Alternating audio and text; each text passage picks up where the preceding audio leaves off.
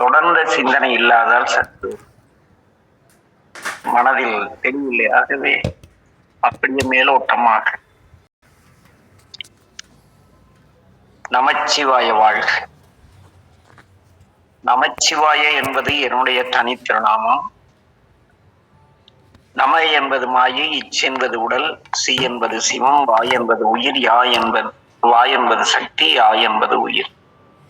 அதாவது நமச்சிவாய வாழ்க என்று முதலிலே மணிவாசகர் தலைவனை வாழ்த்துகிறார். எவ்வாறு இது தலைவனின் ஏன் நமச்சிவாய வாழ்க என்று வாழ்த்த வேண்டும் என்றால், நந்தி நாமம் நமச்சிவாய என்று ஞானசம்பந்த பிள்ளை பேசும். நற்றுணை நாதன் நாமம் நமச்சிவாயவே. நாமம் என்றால் பெயர், நாதன் என்றால் தலைவன், நாதன் நாமம் நமச்சிவாயவே. அதே போல அங்கே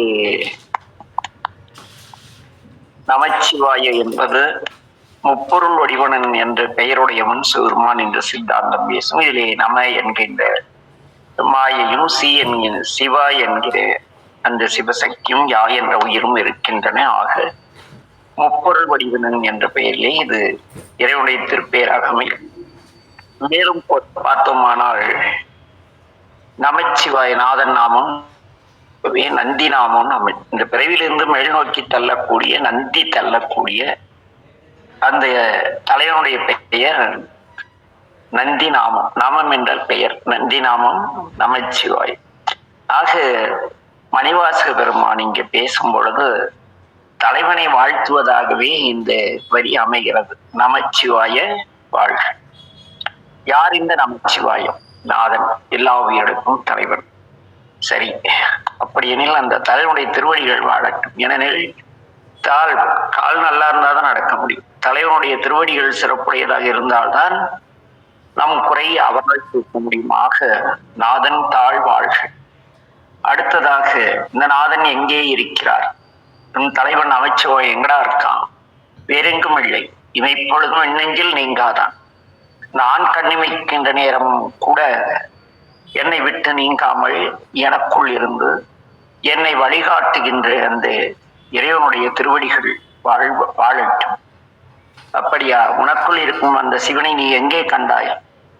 உனக்குள் இருக்கும் உயிரை நீ காண இயலாத பொழுது உனக்குள் இருக்கும் சிவத்தை நீ எவ்வாறு கண்டாய்? எங்கே கண்டாய்?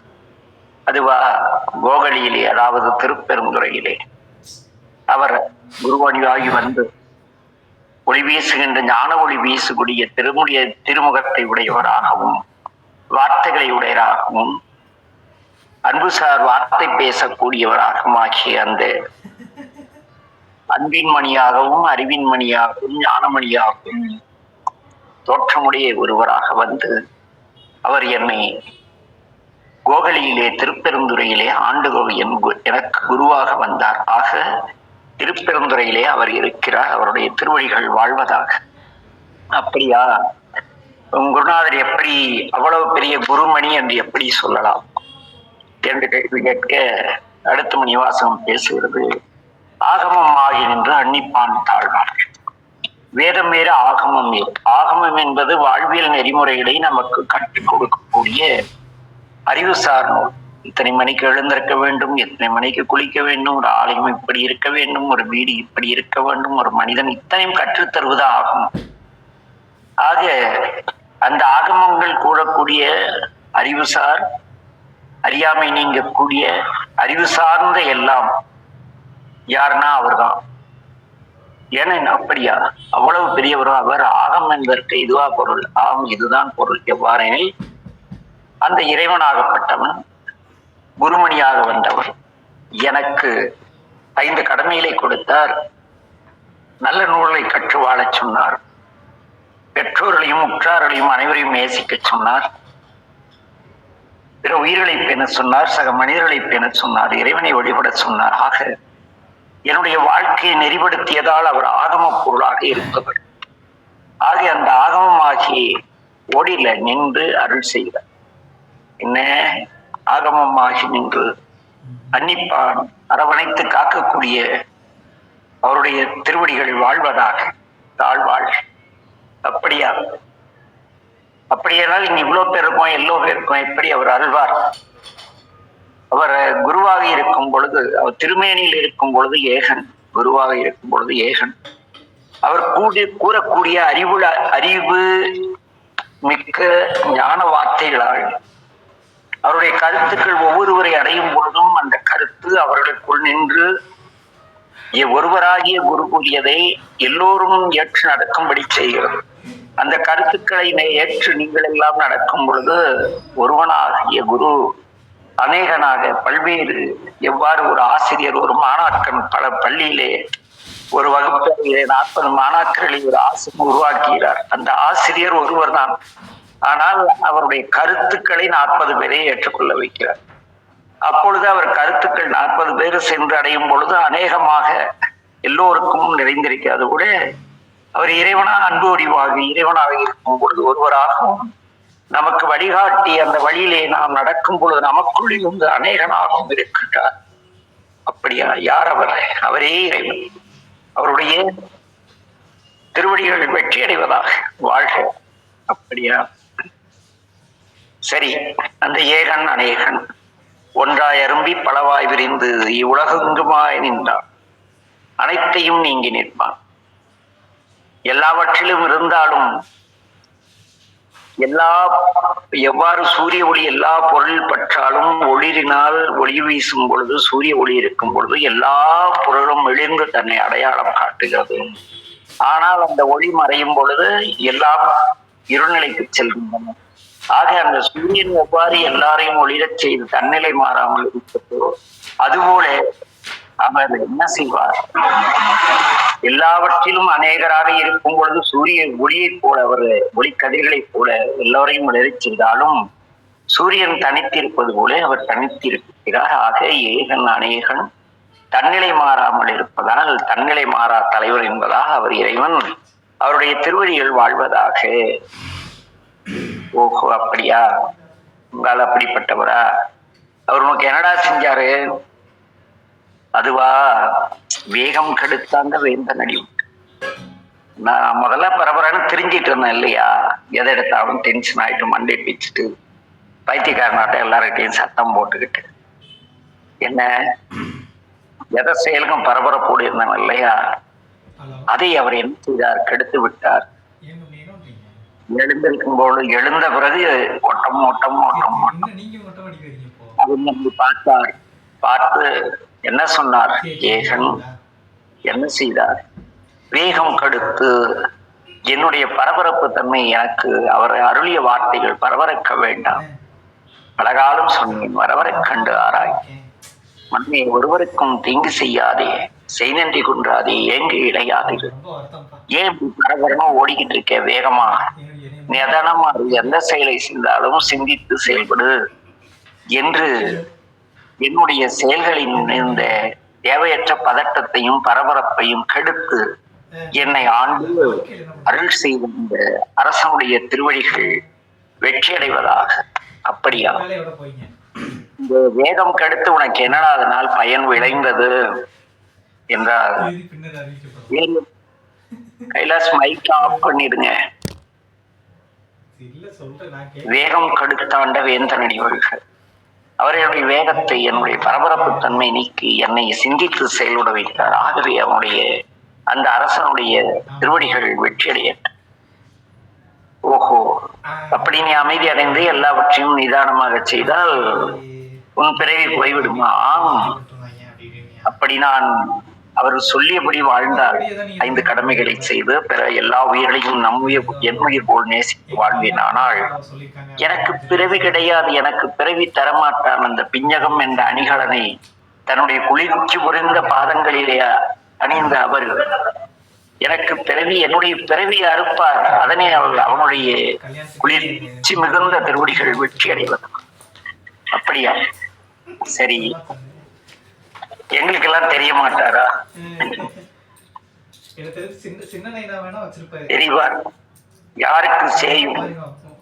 புறத்தாருக்கு செய்யும். புறத்திலே தேடி அடைகின்றீர்கள் அல்லவா? உங்களால் அவரை அறிய முடியாது. புறத்தில் தேடி நின்ற திருத்தாண்டகம் போன்ற அற்புதமான நூல்களை படித்து, தேவாரங்களை படித்து, என் கண் முன் தெரிவதெல்லாம் சிவம் என்று உணர்ந்து எல்லாம் என்னிடத்து அன்பு ஆற்றுகின்ற என்பதை உணராமல் யார் இருக்கிறார்களோ புறத்தை மட்டும் தேடிக்கொண்டு நமக்குள் இருப்பதே புறத்தும் இருக்கிறது என்று உணராதவர்களுக்கு அவருடைய திருவடிகள் மிக தொலைவானவையாக புறத்தார்க்கு செய்யோன் தன் பூங்கலங்கள் வீழ்க. அப்படியா? அவரை கும்பிட்டா என்ன கிடைக்கும்? கரம் குவிவார் உண்மையிலும் கோண்கடல்கள் வீழ்க. கை கூப்பி வழிபட்டால் உங்களுடைய துன்பங்கள் எல்லாம் நீங்கி ஒரு சாதாரண ஒரு முதலாளியையோ அல்லது ஒரு அரசியல் தலைவரையோ அல்லது ஒரு ஊர் தலைவரையோ யாரோ ஒருவரை சரணடைந்தால் அவர்களால் நீங்கள் அவரை வணங்கும் பொழுது அவர்கள் நீங்கள் வேண்டும் வணங்குவதை பார்த்து உங்களுக்கு என்ன வேண்டும் என்று கேட்டு அந்த குறையை தீர்க்கும் பொழுது நீங்கள் எப்படி மகிழ்கிறீர்கள், அதுபோல நீங்கள் கைகூப்பி அவரை வழிபட்டால் உங்கள் மனமகிழும் என்னும் உங்கள் வாழ்வையை உருவாக்கி தருவார். அப்படிப்பட்ட ஏனெனில் அவர் அரசர், தேவநாயகன், தேவராஜன் திருப்பெயராவுடையும் தேவர்களுக்கெல்லாம் அரசனாக இருக்கக்கூடிய அந்த இறைவனுடைய அந்த கோனுடைய கடல்கள் திருவடிகள் வெற்றி அடைவதாக. அப்படியா? இன்னும் எப்படி அவருடைய சிறப்பான இந்த தன்மை வேறு ஏதேனும் உண்டா? ஆமாம் ஆமாம் உண்டு. சிரம் குழு தலைக்கு மேல் கை கூப்பி தொழுதகை துன்பம் துடைப்பாய் போற்றி என்று வரும். தொழுதல் என்றால் தலைக்கு மேல் கை கூப்பி வழிபடுவதற்கு தொழுதல் என்று பெயர். இதயத்துக்கு நேராக கை கூப்பி வழிபடுவதற்கு வணக்கம் செய்தல் என்று பெயர். அங்கே யாருடைய துன்பம் நீக்கி ஓங்குவிப்பார்? தொழுதகை தன் துன்பம் துடைப்பாய் போற்றி. என்ன கை தலைமையில் கூப்பி யார் வணங்குகிறார்களோ சிரம் குவிவார். தலைக்கு மேல் கை கூப்பி தலை குனிந்து பணியோடு யார் அவரை வழிபடுகிறார்களோ அவர்களை எல்லாம் ஓங்குவிப்பார். அடியேந்து ஒரு வார காலமாக சந்தித்த நிறைய பேர் கரம் கூப்பி சிரம் குவிந்து வழிபட்ட எல்லோரும் நம்ப முடியாத அளவு நான் என்னுடைய இறந்த காலத்திற்குள் செல்வது கூட 27 ஆண்டுகளுக்கு முன்பு குழந்தைகளாக இருந்த பலரை இந்த ஒரு வாரமாக நானும் சாட்சியாக வினோத்தும் சந்தித்துக் கொண்டிருக்கிறோம். அந்த 2 வரிகள் அதனுடைய பொருளை உணர்ந்து கொண்டிருக்கிறேன். இறைவனை கரங்கூப்பி வணங்கி உள் மகிழ்ந்தவர்கள் நிறைய பேர். மிகப்பெரிய வாழ்வில் பொருளாதாரம், மன நிம்மதி, நிம்மதியான வீடு, ஒற்றுமையான குடும்பம், அப்பப்பா நம்ப முடியவில்லை, அத்தனையும் பெற்றிருக்கிறார்கள். சிரம் குவிந்து உண்மையாக மனமொழிமைகளால் வழிபட்டவர்கள் எல்லாம் ஒரு 57-100 பேருக்கு இலவசமா அவங்க வீட்டு சார்ந்து உணவளித்து கொடுக்கிறார். ஒரு மருத்துவர் தம்பி திருமுருகன் அவருடைய கண்ணாஸ்பத்திரிக்கு வர நிறைய பேர்கிட்ட பணமே வாங்கறது இல்ல. ஏழ்மையில் வந்தால் அவங்க தந்தையார் வந்து மகனே பணம் வாங்க வேண்டாண்டா அப்படிங்கிறார். இவங்களே பெரும்பாலும் ஆளை பார்த்து அவங்களுக்கு வறுமையா தெரிஞ்சா பணமே வாங்க மாட்டாங்க. அப்படி அந்த அளவு உங்க வச்சிருக்க ஒரு சாதாரண ஒரு சைக்கிள் பஞ்சர் கடை வச்சிருந்தாங்க. அது ஈஸ்வரப்பா, அதான் அவருடைய பேரு. இன்னைக்கு அவங்க பையன் வந்து பரோபகாரியாக உலகத்திற்கு நிறைய பேருக்கு உதவக்கூடியவனாக ஓங்குவித்திருக்கிறார் சாமி. ஆக இங்கே சிரம் கொள்வார். மனமொழி உண்மை சும்மா பம்பக்கூடாது. சில ஆளுங்க இருப்பான் அப்படி எஞ்சாரோட கும்பிடு போட்டு இப்படி கூட கும்பிடுவான். அங்க இருக்கக்கூடாது. சிரம் குவிவார் தலை குனிந்து தலைக்கு மேல் கை ஊப்பி சுதகை துன்பம் துடைப்பாய் போற்றி. அப்படி சிறங்குவார் ஓங்குவிக்கும் சீரோடு அவருடைய கடல்கள் வெல்வதாக. சிறங்குவார் ஓங்குவிக்கும் சீரோன் கடல்கள் ஈசன் அடி போற்றி ஒளிவடிவானுடைய அவருடைய திருவடிகள் வெற்றி அடையும். ஒளிவடிவான அவர் என்னுடைய தந்தை, என்னுடைய தந்தையின் உயிர் தந்தை. உடல் தந்தை வேறு, உயிர் தந்தை வேறு. உடல் தந்தை சில காலம் நம்மோடு இருப்பார், ஆனால் உயிர் தந்தையோ என்றும் நம்முடன் இருப்பார். ஆக எந்தை, அந்த எந்தை எப்படிப்பட்டவன்? தேசம், இந்த தேசம் எங்கும் நிறைந்திருப்பவன், ஒளிவடிவானவன், தூயவன். அவருடைய அடிகளை வணங்குகின்ற சிவன் சேவடி போற்றி. சிவந்த செம்மை நலம் என்று பேசுவார்கள். செம்மை நலமிக்கவர் சிவருமான். செம்மை என்பது நிறத்தின் குறியீடு மட்டுமல்ல. இவர்கள் செம்மையான வாழ்க்கை வாழ்கிறார்கள், இவர்கள் செம்மையான குணநலமுடையவர்கள் என்று இது பல பொருளுக்கு பொருந்தக்கூடிய ஒரு வார்த்தை செம்மை என்பது. சிவன் என்பதற்கு சிகப்பு நிறமுடையவன் என்று ஒரு பொருள், பொன்னார் மேனி, அந்த நிறம். ஆக அது மட்டுமல்ல, சிவன் என்பதற்கு அன்புடிவானவன் என்று பொருள் உண்டு. ஆக அன்புடிவான இறைவனுடைய திருவடிகளை வணங்குகின்றேன். நேயத்தேன் இந்த நிமலரடி போற்றி. நான் எவ்வளவு அன்போடு அவரை நினைத்து நினைந்து நினைந்து நினைந்து வழிபடுகிறேனோ அதுபோல அவரும் எனக்குள் நின்று தன்னை வெளிக்காட்டுவார். நிமலனாக தூய்மையானவனாக என்னை மாற்றுவார். அவருடைய திருவடிக்கு வணக்கம். அப்படியா, இப்படியெல்லாம் கும்பிட்டால் என்ன வரும் என்று ஒரு கேள்வி வரும் பொழுது, மாயப்பிறப்பருக்கும் மன்னன் அடி. இன்று இருந்து நாளை காணாமல் போய் இன்று நாயாய் மனிதராய் பல்விருகமாகி பொருளாகி போடாய் பிறந்து பிறந்து இழைத்து எழுகடல் மணலில் அளவிடல் அதிகம் மனது இடர்பு அவதாரம் என்பார் அருணகிரிநாதர். அத்தனை பிறவி எடுத்து சலித்து போயிருக்கும் நம்முடைய பிறப்பை அறுத்து பிறவா நிலை அவரோடு இருக்கும் வண்ணம் அருள் செய்யக்கூடியவர். ஏனெனில் அவரே உயிர்களின் அரசு. அவருடைய திருவடிக்கு வணக்கம். சீரார் பரந்துரை தேவன் சிறப்பு மிகுந்த இந்த பூமியிலே, தென்னாட்டிலே, தமிழ்நாட்டிலே இருக்கக்கூடிய பெருந்துறையாகிய இந்த பாண்டி நாடே பழம்பெரியாக உள்ள இந்த பூமியிலே எனக்கு இறைவனாக இருக்கக்கூடிய பெருமானின் திருவடிக்கு வணக்கம். சரி, அது மட்டுமல்ல, ஆறாத இன்பம் அருளும் முடிவில்லாத இன்பம். சாப்பிட்டா சிற்றின்பம், டீ குடிச்சா சிற்றின்பம், மது அறிந்தினால் சிற்றின்பம் மற்றும் சிற்றின்பங்கள் நிறைய. ஒரு பொருளை எதிர்பார்க்கிறோம், கிடைத்தால் சிறிது நேர மகிழ்ச்சிக்கு சிற்றின்பம்னு வரும். நம்ம சிற்றின்பம்ங்கிறத வேற மாதிரி போயிடக்கூடாது. சிற்றின்பம் டீ குடிச்சா ஒரு இன்பம், தண்ணீர்ச்சா அவனுக்கு அது ஒரு இன்பம், மாமிசம் சாப்பிட்டா அது அவனுக்கு ஒரு இன்பம். கோயில் போய் சாமி கும்பிட்டு வந்துருவான். அங்க அவன் போய் நான் சுயநலத்தை தானே கோயிலுக்கு போறான். நம்ம பொன் கொடு, பொருள் கொடு, போகம் கொடு, முன்னை கொடுன்னு இறைவன் கேட்க எத்தனை பேர் போறோம். இல்லை இல்லை, இருந்தாலும் கூட கோயிலுக்கு எனக்கு கோயிலுக்கு போய் 10 நிமிஷம் இருந்துட்டு வந்தா ஒரு நிம்மதி, அது ஒரு இன்பம். இப்படி இருக்கக்கூடிய இன்பத்தை அருள்பவன் அல்ல அவன். எப்பொழுதும் சதாச வீட்டிலும் நாட்டிலும் நீங்க எங்கு சென்றாலும் மகிழ்ச்சி மட்டும் இருக்கும். முடிவில்லாத இன்பத்தை அருளக்கூடிய அன்புடிவான மழையினார். ஏன் மலைக்கு சொன்னாரா? மழை எவ்வளவு சுரண்டுனாலும் சாமானியமா கரையாது.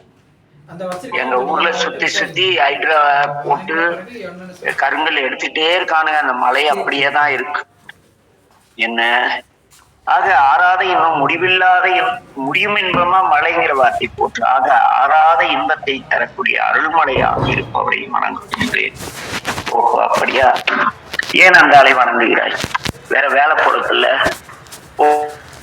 நேரம் வேலைக்கு போனேன்னா 4 காசு சம்பாதிக்கலாம் இல்ல, சும்மா அவனை போய் கும்பிட்டு என்னடா அதுவா?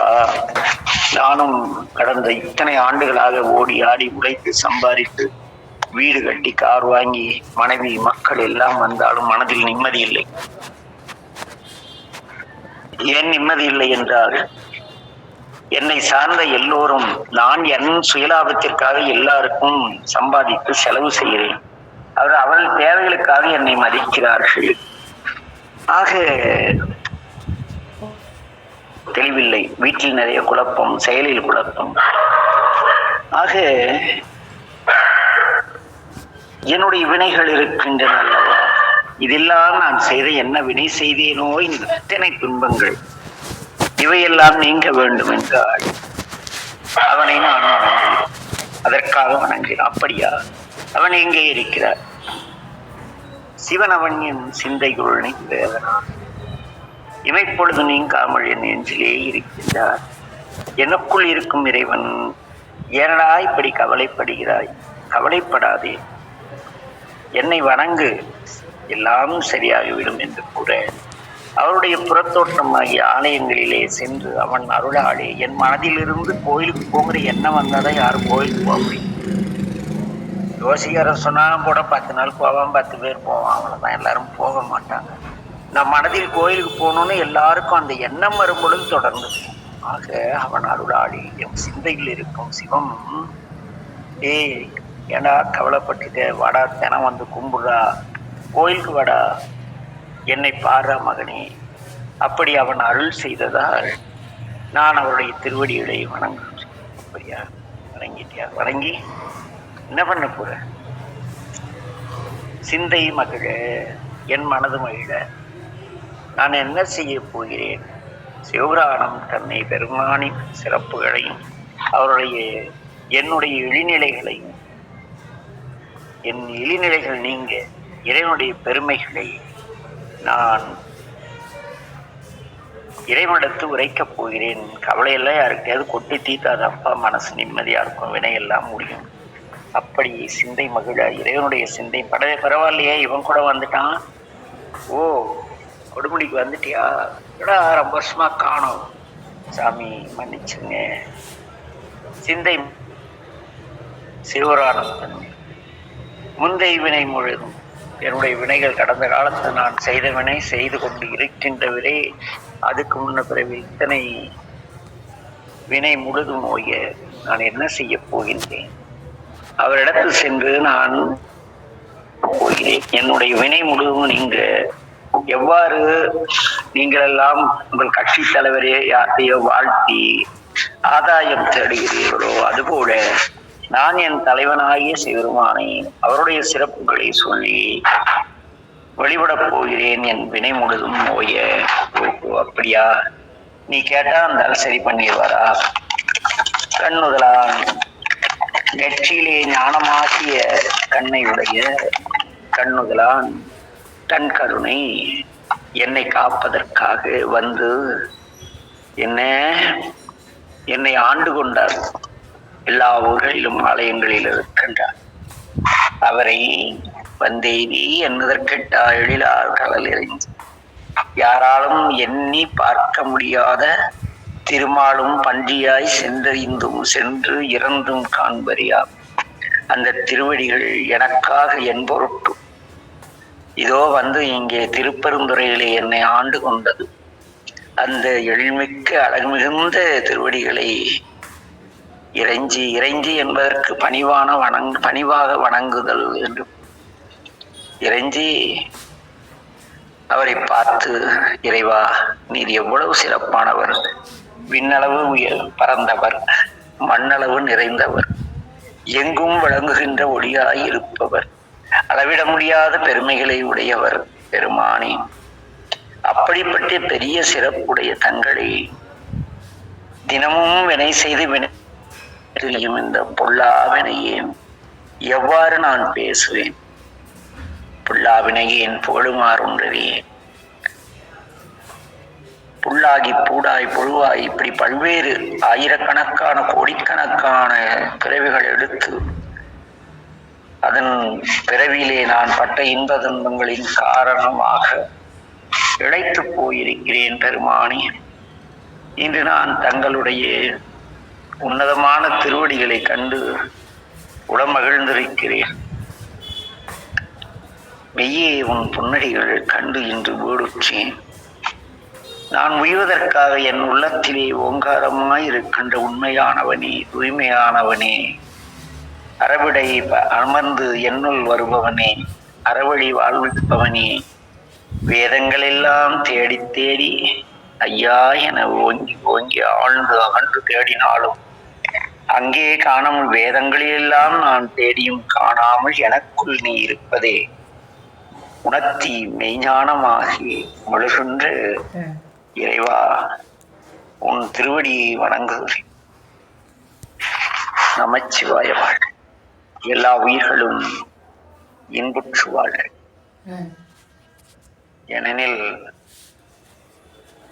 இங்கு அடுத்து அந்த ஓராதார் உள்ளத்திற்கு முன்பு வருவதெல்லாம் வேறு மிகப்பெரிய சிறப்பான தன்மையுடையவையாக இதனால் வரை அங்கங்க பிச்சு பிச்சு பிச்சு பிச்சு ஏதோ அப்படி போட்டுருந்தோம். இன்னைக்கு சுருங்கிய பொருளாக இதை இங்கே முன்பு விரிவாக பொருள் பார்த்தோம். அதனுடைய சாராம்சமாக இன்று சிந்தித்தோம். மீண்டும் இறையருளால் தொடர்வோம். எல்லோருக்கும் எல்லாம் என் தந்தை மேட்டூர் மீனாசுக்கநாத பெருமான் பேரல் உண்டாகி எல்லோரும் இன்புற்று வாழ திருவடியை வணங்கி விடைபெறுகிறேன். நமச்சிவாய் வாழ்க. நமச்சிவாய வாழ்க. இன்புற்று வாழ்க. திருச்சிற்றம்பலம். நமச்சிவாய. 28ஆம் தேதிங்க பெரியப்பா, நான் தப்பா சொல்லிட்டேன்.